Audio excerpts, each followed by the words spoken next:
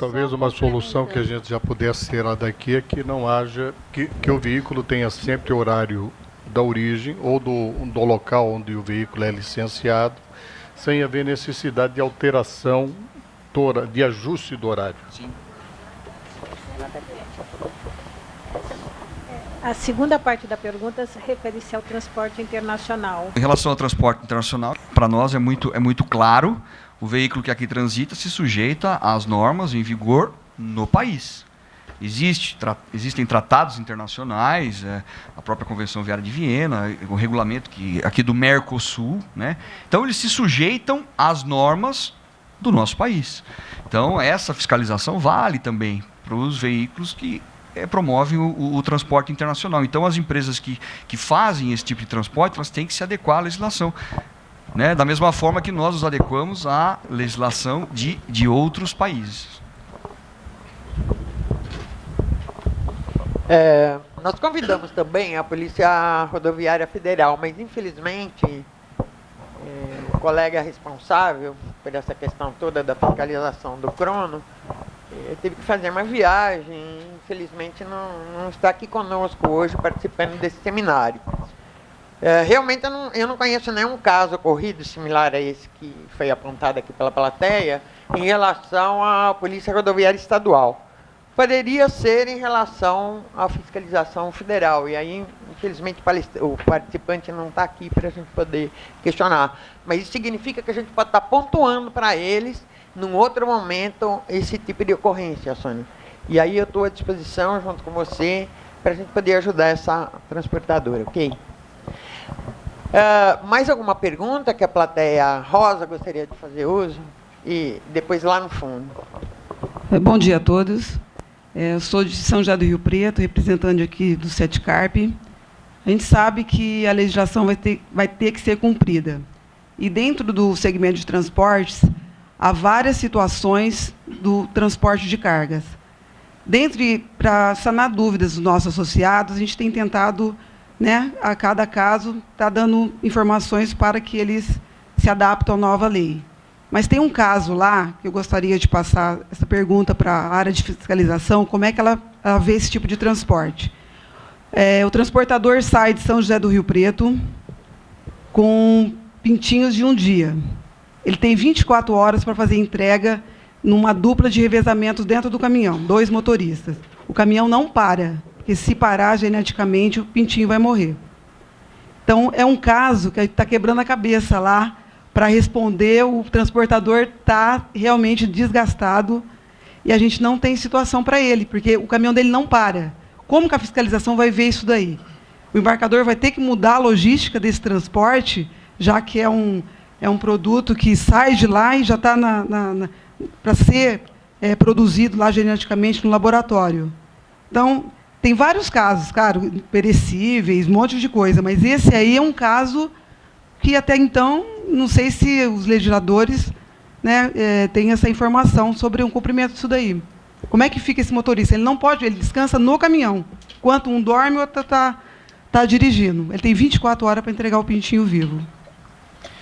Vamos lá. Primeira coisa, o tacógrafo, os modelos mais novos aí, ele trazem a possibilidade de ter até 3 condutores e o próprio disco nos mostra quem era o condutor naquele momento. Se a viagem, no caso aí, é de 24 horas, vai ter 2 pessoas no veículo, não é que ele tem que parar meia hora. Pode ser revezado em 10 minutos. Um simples bater de pneu do caminhão, ele para esses 10 minutos. E se a marginal parar de repente e ele ficar parado 2 horas na marginal, vai perder a carga? Então, infelizmente, certo? Vamos pensar num bem maior aí. Embora esteja 2 no veículo, impossível ele rodar 24 horas sem parar. Ele tem que contar com algumas coisinhas que podem acontecer durante essa viagem dele. Sabe aquele papo assim, mas se eu parar vai explodir o caminhão porque é produto perigoso. Então se parar mais não vai explodir o caminhão. Tá, mas a dupla não pode descansar dentro do caminhão, não, como é que faz? Se ele parar, não. Em 4 horas, onde você fica em 2 motoristas, ele pode parar. Se eu parar esse cara na base, por exemplo, lá, e for uma carga perecível, o próprio código determina que eu não faça a retenção desse veículo. O artigo 270 do Código, ele fala que em alguns casos, produto perigoso e carga perecível, eu não posso reter esse veículo. Lógico, se não influenciar na segurança. Nesse caso, como tem 2 no veículo, nada impede que ele fique no veículo, até com base no artigo 270. Ele vai poder parar, no caso, dentro do próprio veículo, ele tem a cama atrás do caminhão. Se eu comprovar através do disco que aquele condutor X, 1 ou 2 ou 3, ele parou por meia hora, sem problema nenhum, com base no próprio artigo 270. Nesse caso específico de carga perecível, está autorizado. Ele vai poder parar dentro do próprio caminhão, ele pode fazer o descanso. Eu não posso reter o veículo, carga perecível, se não oferecer um risco à segurança. Nesse caso, tem 2 no veículo. Ele não está oferecendo um risco, porque um está dormindo, está descansando. Agora, o tacógrafo dele vai ter que estar marcado qual era o condutor, certo? E o tempo de descanso dele.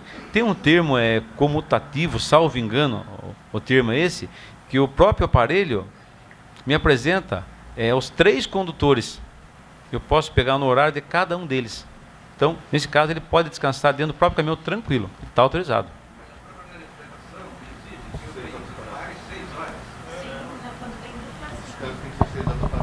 Concordo. Se ele parar nessas 6 horas, no caso, uma carga perecível, ele não vai ter como parar. Concorda comigo?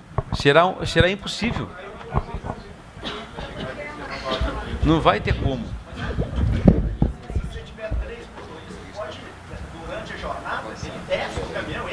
Às 6 horas, fala para o transporte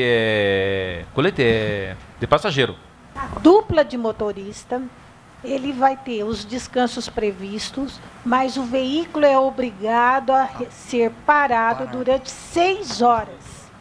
Então, das 24, não, para carga, das 24, você tira 6, só 18 horas esse veículo vai rodar. Na dupla de motorista é esse o processo. Então, é esse o problema que o pessoal que tem carga viva e outros produtos perecíveis vai ter que discutir como é que vai ser tratado, porque não tem a possibilidade do caminhão seguir viagem rodando após 18 horas contínuas. Mesmo se começar no segundo, um outro, aí sim, daí você substitui um dos motoristas. Exatamente. As soluções de algumas situações, elas vão passar necessariamente por aumento de custos, quer dizer, a contratação de mais funcionários, etc. Agora, existem situações fáticas que a lei não consegue abranger. Então, nós já estamos elencando alguns pontos de conflito que vão dificultar o nosso trabalho de fiscalização, de forma que nós formularemos consulta, ao Denatran, para que isso seja, através do CONTRAN, regulamentado. Então, nós vamos provocar, nós elencaremos, nos primeiros meses aí de fiscalização, e nós já estamos verificando pontos desfavoráveis ao trabalho de fiscalização, que nós formaremos consultas para tentar forçar uma regulamentação, pedir para o CONTRAN que regulamente isso no vácuo da lei. Quer dizer, a lei não contemplou, mas é possível uma regulamentação da ação de fiscalização através do CONTRAN para que nós tenhamos o atendimento a essas demandas específicas. Tá? Exatamente, as exceções, os casos específicos. Agora, eu não vejo outra solução para a maioria dos casos que não seja a mudança de estrutura na logística de transporte. Sim.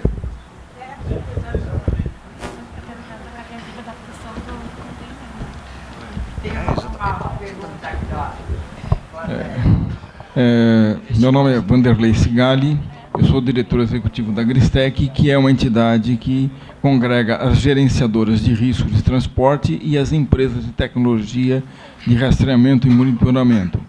A minha pergunta vai diretamente ao Dr. Alfredo Pérez, pela sua experiência, sua estada à frente do CONTRAN e do Denatran.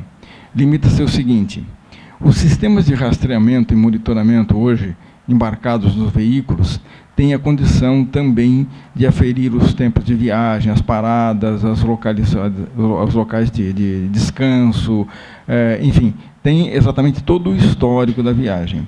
A minha pergunta é objetiva. Esse sistema de monitoramento poderia ser equiparado igualmente ao que é o cronotacógrafo, porque, guardadas as devidas proporções, eles registram mais ou menos as mesmas coisas. Se isso é possível e como? E se isso também poderia ser aferido pelo Inmetro? A legislação deixou em aberto. A legislação com relação ao tipo de equipamento diz que é todo equipamento que é homologado pelo CONTRAN. Então, isso efetivamente é possível. Agora, sempre será pensado como é que vai ser possível a fiscalização na rodovia aferir os dados. Então, você pode até... se você for ver a própria definição do registrador, ele não fala em cronotacógrafo, fala registrador instantâneo e inalterável velocidade de tempo. Quer dizer, você pode ter vários modelos. Você tem, por exemplo, já por exemplo, quando saiu o tacógrafo eletrônico, teve que ser inventado, teve que ser regulamentado e passou-se a ser a fita diagrama. Como é que isso foi viabilizado? A exigência, o CONTRAN junto com o Inmetro exigiram a impressora, de modo a facilitar que a fiscalização pudesse na hora colher os dados. Então, o que é possível a legislação deixou em aberto para o CONTRAN regulamentar outros equipamentos que possam ser utilizados nisso. Agora, terá que ser, o equipamento precisa ser reconhecido e homologado. Sim, isso seria através do CONTRAN e através do Inmetro, é isso? Isso. Em relação ao Inmetro, todo equipamento, né, que for, digamos, como no caso é o cronotacógrafo desobrigatório, equipamento de medição, ele tem que passar por uma aprovação de modelo. E aí tem que ser sujeito a algumas normas, né, algumas internacionais, outras nacionais, para aprovação. Ok, muito obrigado. O que é metrológico, o Inmetro faz. Aquilo que não é metrológico, o CONTRAN pode fazer. Então, por exemplo, nós tivemos exemplos de você, como você configurar uma infração de alguém que faz uma conversão à esquerda e à base de câmeras. Não era, o Inmetro disse, eu não posso porque não é metrológico, mas o CONTRAN regulamentou. Então, você calcular a velocidade através de câmeras, já está sendo estudado.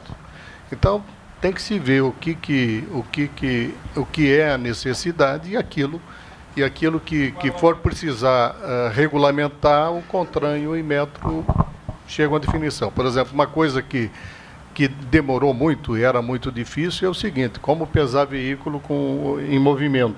Né? A balança que pesa veículo em movimento não é metrológica. Então, você não podia aplicar penalidade porque não era metrológica. O que eu quero dizer é o seguinte: nesse ponto, por exemplo, da pesagem, o Inmetro já avançou, já está regulamentando. Entendeu? Então, aquilo que não está enquadrado na lei precisa ter os ajustes e precisa ter o regulamento, até porque depois você vai ter as aferições, né? Sem dúvida. Ok.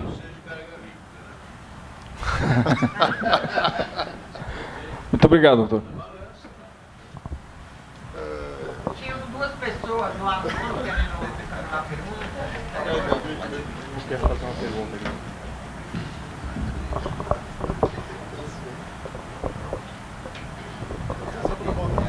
A pergunta é para o capitão. Eu coloco um veículo para fazer um posto credenciado para fazer uma aferição no tacógrafo, assim que gera uma guia, né? Isso tem um custo. Essa guia, o motorista tem que andar com ela, nessa guia no veículo, assim que é abordado pelo policiamento? Por enquanto, o documento não é de porte obrigatório. Nós estamos com um pleito no CONTRAN, né, através do Denatran, para que esse documento seja de porte obrigatório. Por enquanto, não. Então, a consulta, o porte ele é facultativo, a consulta é pelo site, né, do Inmetro, que nós disponibilizamos, tanto nós quanto a Polícia Estadual. Então, no caso, o certificado, no momento, não é obrigatório? Não é obrigatório, mas a consulta, né, a consulta pela placa, pelo Renavan, enfim, ele vai demonstrar se há ou não a certificação. Então, não há necessidade, no momento que efetuar um serviço de selagem e ensaio do veículo, está cobrando o certificado naquele momento? Não, sim. Não, isso sim. Não é, estou dizendo na fiscalização. Na fiscalização, o porte não é obrigatório, né? O motorista não tem que apresentar isso para o fiscal, seja de trânsito ou do Inmetro, enfim. Mas quando ele faz o ensaio, metrológico no posto, ele, enfim, é um direito dele, ele tem que sair com um certificado, providenciar o certificado, a emissão do certificado, porque ele pagou a taxa, ele realizou o ensaio, em decorrência disso, o certificado é obrigatório. Bem, meu nome é Sergiano, trabalho na área técnica logística da aviação da Comirim, estou aqui me perguntando ela, o que acontece? A empresa faz serviço de ensaio e selagem no Brasil todo. O que acontece? Alguns postos de selagem não estão emitindo o certificado no momento. E o que acontece? Muitas das vezes os carros saem da autorizada VDO e o povo, o responsável fala, ó, depois você tira no site. Isso, na verdade é o seguinte, o que acontece? O posto credenciado, né, existe o posto de selagem e o posto de ensaio. Né? Só quem faz o ensaio metrológico é o posto de ensaio. Né? Então, eles fazem a primeira etapa da verificação metrológica. Eles fazem o ensaio, simulador de pista, e encaminha os dados para o Inmetro ou para o órgão delegado fazer a leitura daquele disco. Então, quem faz a parte da verificação final é o Inmetro ou o órgão delegado. Aqui no estado, né, no caso, é o IPEM São Paulo, né, que faz a leitura do disco. E só a aprovação, só após a leitura desse disco, que é emitido o certificado. Né? Então, assim, se ele for reprovado, não vai ser emitido o certificado. Então, tem que retornar, pagar uma nova taxa e fazer um novo ensaio. Né? Então, assim, não é a obrigatoriedade do posto emitir o certificado. O certificado está disponível no site após a leitura pelo Inmetro ou pelo órgão delegado. Certo? Ok. Isso. Só que, assim, se tiver algum problema, ou a própria empresa, sim, o usuário, né, ou a empresa entra no site do Inmetro e retira o certificado. Se houver algum problema, né, na emissão do certificado, tem que procurar o posto de ensaio para ver o que houve, se não houve a comunicação no ensaio, se foi reprovado. Bem, ok, então. No caso, eu faço o serviço ali, ele não emite certificado para mim na hora. Na hora não Aí, pode. como que eu fico sem saber? Ou seja, eu preciso do carro para fazer um horário. No horário eu levo o carro pela manhã, por volta das 8 horas. Eu necessito daquele carro para fazer um horário 12 horas. Ou seja, eu faço o serviço contando que o serviço foi pronto. Eu paguei por isso. Sim. Aí, aí o carro vai seguir a viagem. Aí é abordado pela fiscalização por volta de 14 horas. Ó, esse carro foi reprovado. E aí? Não, é que assim, não é tão rápida a leitura, né? Porque é um encaminhamento para o órgão delegado, é fazer a leitura. Eu acredito que não tenha um estado que esteja fazendo a leitura online. Ainda não é online. Mas, assim, não é no mesmo dia, dificilmente a leitura vai ser feita pelo servidor do Inmetro, do órgão delegado. Então, assim, é um risco fazer o ensaio e ir para a rodovia.